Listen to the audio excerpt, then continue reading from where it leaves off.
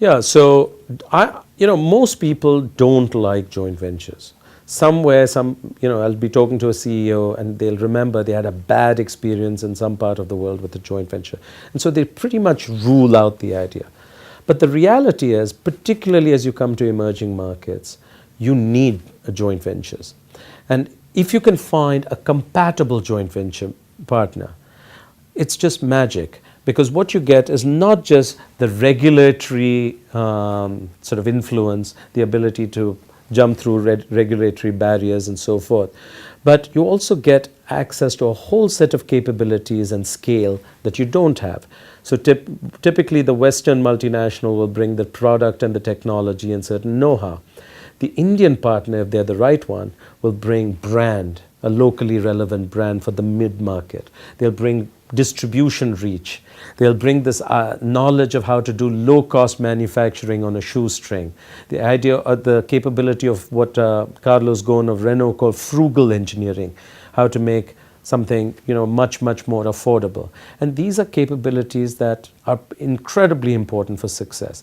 But even more important than capabilities is that when you have a strong joint venture partner who refuses to be run over, he typically forces the multinational company to adapt and localize their model for India much faster. So they tend to take a 3-year view in the joint venture plan. They tend to empower the local management team and have a board control as opposed to a boss control. And these things are enormously important in success. And so you take a look at, you can always point to really bad joint ventures in India. Half of them are really bad. And a bad joint venture, like a bad marriage, can set you back by a decade or longer. So for instance, Telenor of Norway comes to India, and against their better judgment, they partner with a real estate firm to enter the telecom business because that guy had a license. No surprise, they find their values were incompatible and they're in divorce and court.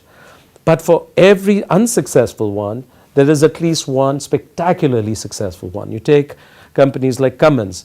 They've been successful because they came to India through JVs. At some point, they outgrew their partner. JCB success. They came in through a joint venture route and then eventually bought out the partner and did really well. Hero and Honda. Honda's now the #1 motorcycle manufacturer in India. So I think that's another good example. Volvo and Eicher, and so on and so forth. So I like joint ventures, but to make joint ventures work, it's a skill or a capability. And the most important thing you need to do in making joint ventures work is your due diligence on the partner. Do you guys share the same values? Do you have the same outlook on life? And are your strategic goals compatible? And if you can find that, and if you can work, and if there's trust between the two CEOs, you can usually work through a lot of the challenges which are inevitable.